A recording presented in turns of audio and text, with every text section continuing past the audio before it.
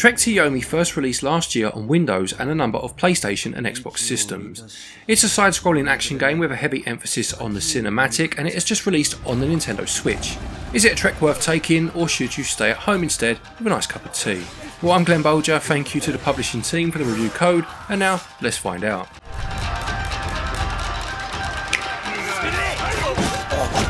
In terms of story, Trek to Yomi places you in the shoes of Hiroki, a young man determined to keep those around him safe after witnessing his sensei murdered and his town destroyed by bandits as a child. On hearing of a neighbouring town in similar trouble, he sets out to help them, and so begins his long and dangerous journey. So gameplay wise, Trek to Yomi is described as a side-scrolling action game, and whilst this is accurate, there are also a fair few sections where the game will shift to a fixed camera perspective, similar to that used in early Resident Evil games, as you move from screen to screen, making your way through each location. Combat always takes place on a 2D plane though, with enemies approaching you at regular intervals, and you will not be able to progress until they have been defeated. The battle in itself is fairly nuanced. Attempting to hack and slash through will result in many deaths, and you'll need to learn the patterns of each enemy type in order to dispatch them. You can use your sword to perform both light and heavy attacks by pressing Y and X respectively, and you will learn a number of combos as you play, generally after defeating a more difficult enemy or passing a certain part in the story.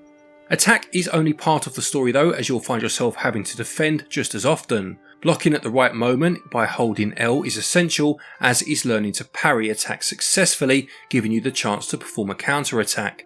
You also have an evasive roll move, and everything ties to your stamina bar, which must be monitored, as running out of stamina will leave you completely defenceless, as is the case for the enemies too, and you will see moments where this has happened and you are able to take advantage.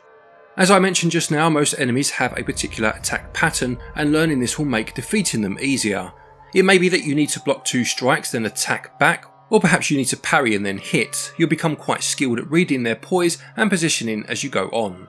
Finally, you will pick up a few secondary weapons as you progress, most of these projectile based, which you can then use to gain the upper hand, and these are used by cycling through on the D-pad and then pressing ZR. They are in limited quantity, although you can find ammo as you go about the stages. Defeating battle will take you back to your last save point, represented by small shrines found within the environment, and these are found at fairly often intervals, so you'll never lose too much progress. Things are pretty linear for the most part, but due to those fixed camera screens, there will be occasions where there may be more than one path. Veering off the beaten track at these times may reward you with a hidden collectible, a permanent upgrade to your health or stamina, or a civilian in need of health who may then reward you with an item of some description. The combat itself is enjoyable. I liked the deliberate, slower nature of a one-on-one fight, mixed with the hectic feel of crowd control as you are ganged up on, although it does start though to feel a bit repetitive after a while. To be fair, this is par for the course in games of this type. As a big fan of the beat 'em up genre, I can appreciate any game with a repetitive gameplay loop, but my biggest criticism would be that it never quite feels as fluid as it looks as though it should be. There are moments for sure, moments where you'll deflect an attack, land a killer blow only to turn on a sixpence and block a follow-up attack from a second enemy, but a lot of the time it does just feel a little stilted, never quite feeling as dynamic as something like Sifu for example, a game which also goes for that cinematic experience, albeit with a very different style and theme to be fair. It would also have been nice to have a few more puzzle-based elements to the environments to go along with the very few simple ones that are present. I feel this would have just beefed up the gameplay a tad, and I don't feel personally that it would have slowed the pace down too much, as the action is punctuated by the traversal of each location anyway. Gameplay is enjoyable, though a tad repetitive at times, and the opportunity to interact with the environment a bit more would have been welcomed, but it scores 16 out of 20. Controls work well, with button layouts being logical. The changing camera perspective can make things a little awkward at times, and the A button used to spin your character around wasn't always as responsive as I would have liked, but on the whole they get 15 out of 20. In terms of the visuals, as you would no doubt have seen, there is a very heavy emphasis on the cinematic, with inspiration having been taken from classic samurai movies, most specifically those directed by the legendary Akira Kurosawa. The grey and black and white colour palette certainly accentuates this, as does the use of certain themes, such as a strong sensei-disciple relationship and a use of heavy rain and weather to act as a metaphor for the dire situation.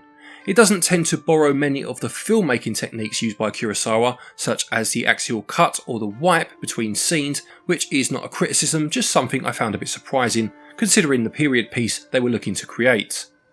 Graphics wise, the game is certainly more than the sum of its parts, with some rough edges in terms of character models or animation more than made up for by the general style and overall aesthetic created, with some truly beautiful moments such as fighting on a bridge whilst a waterfall cascades in the distance.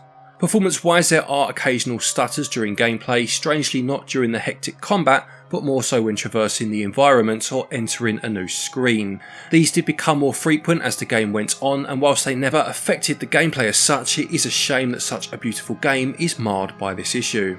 In terms of the audio, again the score is appropriate for the period portrayed, or at least the time in which movies based on this period were at their most prevalent. Voice acting is used, which is in Japanese, with subtitles displayed, and for me this was absolutely the right call in order to maintain the desired level of authenticity. 己が大将かもしくはただの手下に過ぎぬか我が君の名のもとに命を殺めることは誉れ高きこと Visuals have a stylised and beautiful look that encapsulates the 1940s, 1950s era of filmmaking it aspires to emulate.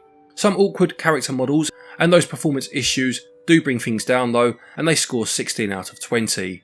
Audio does a fantastic job of supporting the gameplay whilst paying homage to the aforementioned filmmaking era, and it gets 17 out of 20. Trek to Yomi costs £17.99 and regional equivalents are on your screen now. For this price you are getting around 5 to 7 hours worth of gameplay depending on your skill level, but there are those few collectibles to attempt to find for those looking to extend that time, and a few different difficulty levels to attempt too. It does feel a little bit like style over substance at times, but when taken as a whole package it's a good experience and a great nod to the samurai movies of old.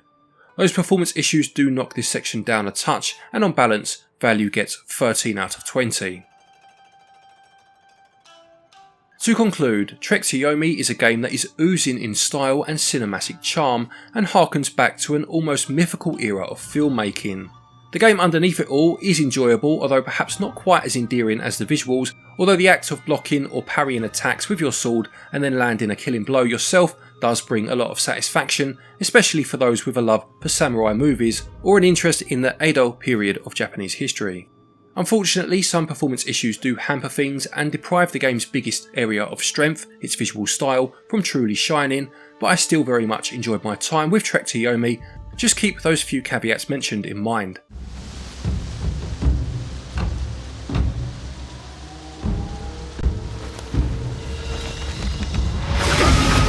Trek to Yomi gets a SwitchUp score of 77%. Thank you everybody for watching, I hope you enjoyed this review. Please do remember to leave a like if you did. Don't forget, if you are looking for eShop credit to pick this game up, or any other for that matter, you can do so via our website. We do currently have a discount of 5% on there, so you can save yourself a bit, and it does of course really help the channel out, which is very much appreciated. Link to the website is in the description, use the code SwitchUp to get that discount. There's also a link down there to Play Asia if you want to save yourself a bit of money on importing any games. Again, there's a 5% discount available there. Use the link in the description, use the code, and you can get yourself that discount. A quick thank you to our patrons and our channel members for your continued support, and to each and every one of you for watching our videos. Take care, and until next time, happy gaming.